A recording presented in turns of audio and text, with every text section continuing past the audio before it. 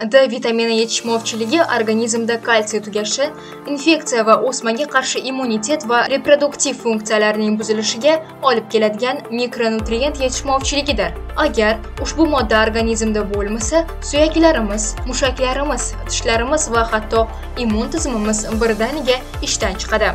Bolalarda D vitamini tanqisligi klinik jihatdan rahit bilan, kattalarda osteoporoz, mushaklar kuchsizligi, immunitet tanqisligi, onkologik va qon tomir kasalliklari, reproduktiv kasalliklar bilan namoyon bo'ladi.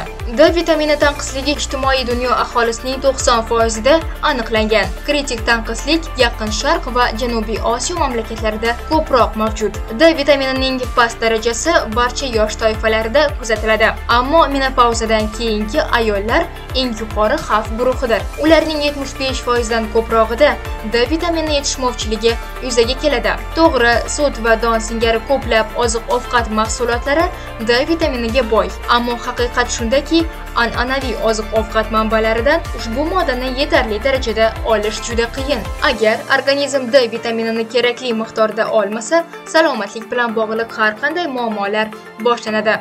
Mushaklarda kuchsizlik va og'riq, bosh og'rig'i, bosh aylanishi, yuqumli kasalliklar, oshqozon bilan bog'liq muammolar, ko'p terlash va tushkunlik kabi holatlar avj ola boshlaydi. Vitamin D tanqisligini to'ldirish uchun sizga kalsiy D3 sink mahsulotini tavsiya qilamiz.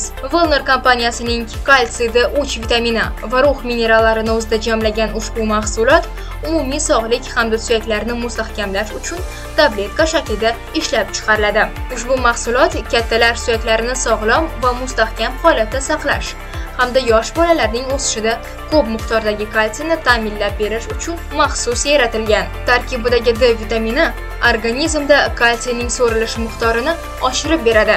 Kattalar va bolalar uchun mo'ljallangan kalsiy D3 sink mahsuloti yoshlik paytida kalsiyning me'yorda o'zlashishiga va shu bilan birga hayotning keyingi davrida osteoporoz xavfining kamayishiga yordam beradi. Endi bolalarga kalsiy qo'shimchasini berish va qabul qilish oson kechadi, chunki u mazali hamda foydali mahsulotdir. Kuniga bitta yoki ikkita tabletkani iste'mol qilish organizmning kalsiyga bo'lgan ehtiyojini ta'minlab berishga imkon beradi.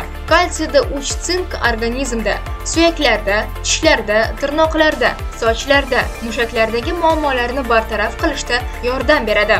Organizmda kalsiy va D3 vitaminining yetishmovchiligini to'ldirib, suyak to'qimasi va bo'g'imlardagi og'riq, qarsillash va sinish kabi muammolardan forig' qiladi.